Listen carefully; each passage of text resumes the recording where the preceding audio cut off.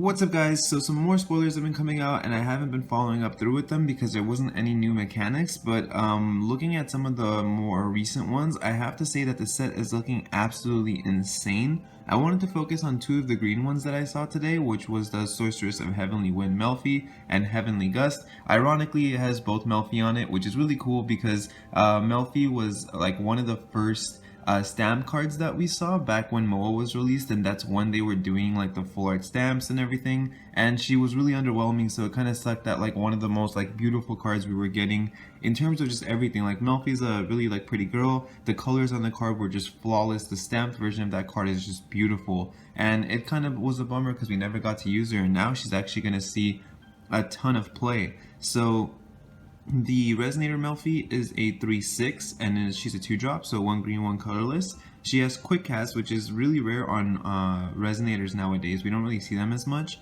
and it's really cool because if you think, like, of course Melfi is associated with elves, therefore associated with Feetsing, which also had Quick Cast back in the day.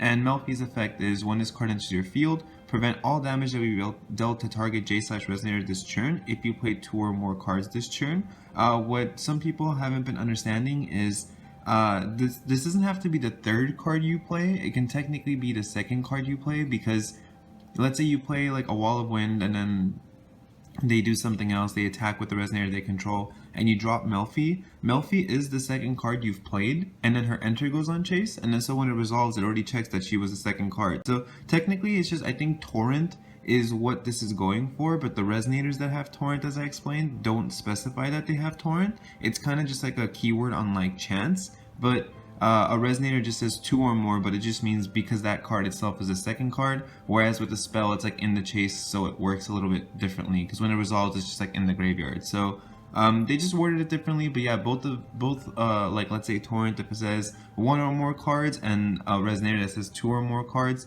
the Resonator counts as a 2nd card, the spell just checks for 1 card before. So pretty much both of them have to be the 2nd card and you're good.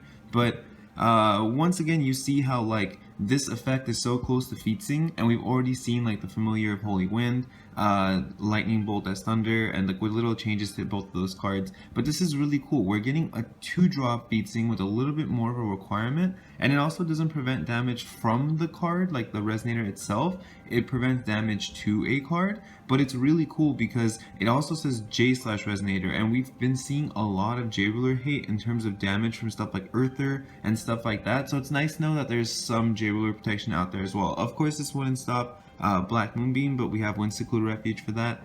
And then to top it off, this card can produce any color of mana, which is just ridiculous for a 2-drop. Her stats aren't even bad. Like, she's right outside of Lightning Bolt's range, which I think is really, really good. And 300 attack isn't like terrible. Like, I would, for a 2-drop, it's a little low, especially because the norm is starting to be like 6/6 for 2-drops. But for like the fact that you can do this during the end phase, so you wouldn't have to worry about it being attacked into, having it up on your next turn, being able to produce any mana, especially in a format where we do have dual stones. I was thinking, like, if you go turn 1 the Sacred Elf, the new Elvish Priest, and then they don't kill it, let's say because your for turn 1 is to Wall of Wind their card, and then turn 2 and like assume they didn't energize to pay the cost, I guess, but turn 2 you keep 2 open, so they think you have a counter because you're playing green. Let's say they just summon something and attack like a Lancelot, you just go, you know, sure, that's fine, I'll take it, and then you drop Melfi,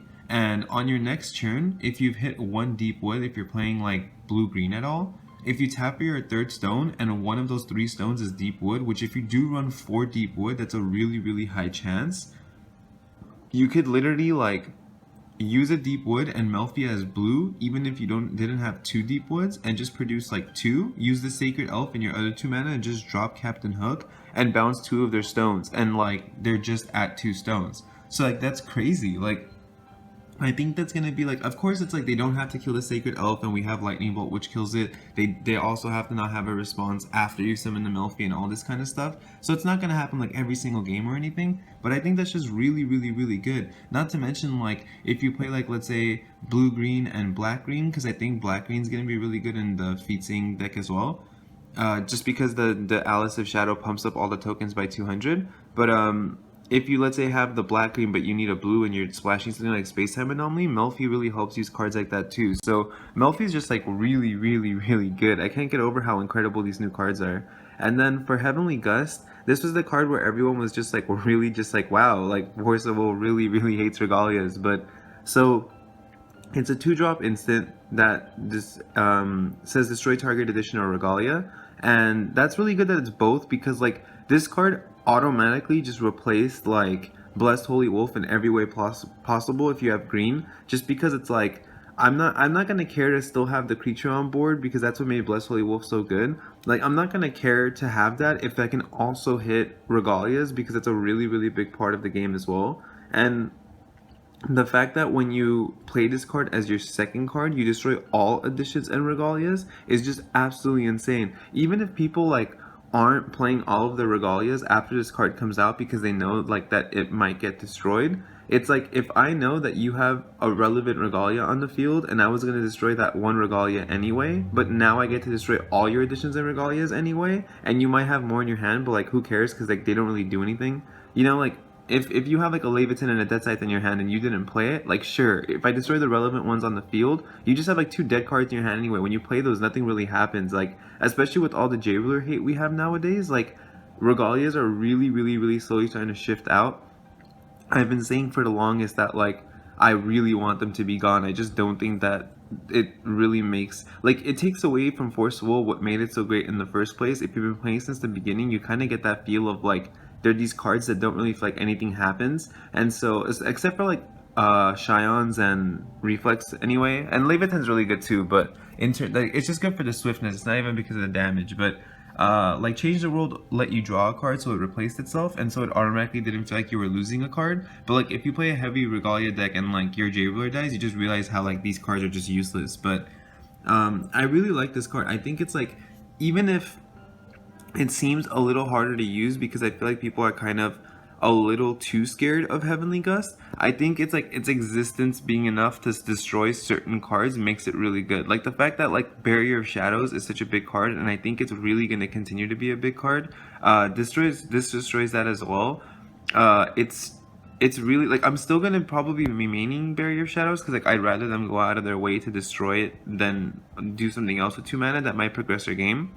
But it's just like, it's a really, really, really powerful card, and I like that a lot. I just can't emphasize like how important it makes like the curve of the game. Like it automatically slows things down because I have to focus on now slowing my opponent down if they're playing green. So you need to use stuff like Barrier of Shadows, and your opponent now also knows that they have to deal with cards like Barrier of Shadows and your Regalias because it might like help you outpace them. And so like you're both stopping each other early on, so it kind of drags the game out. But that's really good because then it makes Force of Will good, because that's what everyone liked about it. It was such a good game in terms of like responding to each other and making sure that everything has like a reason. And some people are arguing that like this makes Valentina 2.0 completely dead because, you know, now if she dies, like she already had Black Moonbeam, now there's more hate for like Wind Secluded Refuge, there's more hate for all of her Regalias, like this isn't fair. But depending on how the CR corrects the new ruling for Valentina, for anyone that knows about the new rule, I'm pretty sure I made a video on it, but the new rule where if your ruler dies, it just goes onto the ruler side, and you just lose the ability to judgment, but you keep the complete ruler side, and so you don't lose the name of your card or anything either.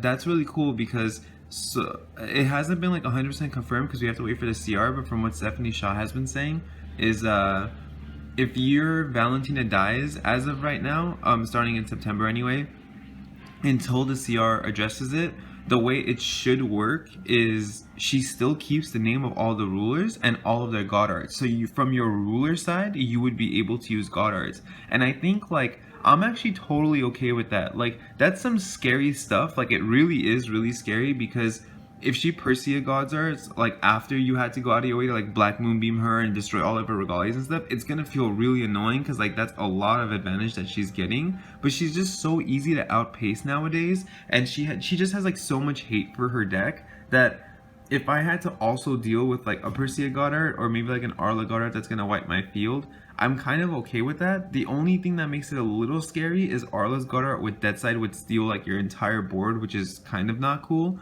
And Perseus Goddard is a little too strong in the sense that like she only has to pay 3 green for it. But we'll have to see. Like the fact that like Valentina does really bad when she goes second, and she doesn't get energized like all the new rulers do, which help them keep up when she goes first, kind of seems like it's not so bad.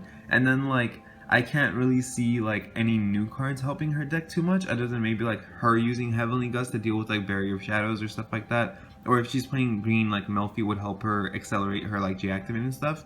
Like these new cards in terms of green do help her out in terms of speed, but like she still has to rely on all of her old Regalias and all these kind of like outdated cards now, whereas everyone else is gonna have like these new strategies to play with. So I feel like if she did keep that after all of that, it kind of feel like, sure, you know, if somebody really wants to play like an older ruler and it's Valentina and she was such a big part of the story and stuff, like that's a cool way to keep her kind of still going without it being like too overpowered or anything. So, but we'll have to see. Like I can agree that like maybe it might be a little too strong, but we'll just have to keep kind of checking in and seeing how that works. But yeah, if you guys like these 2 green spoilers, definitely let me know in the comments below how you feel about them. I'm really excited for them. I just can't wait for this set to come out. We're like only, I think, about like 2 weeks away from the pre-release now, so like we'll finally be able to kind of get our hands on it really soon. But let me know what you think. Definitely subscribe to the channel, and I'll catch you guys next time.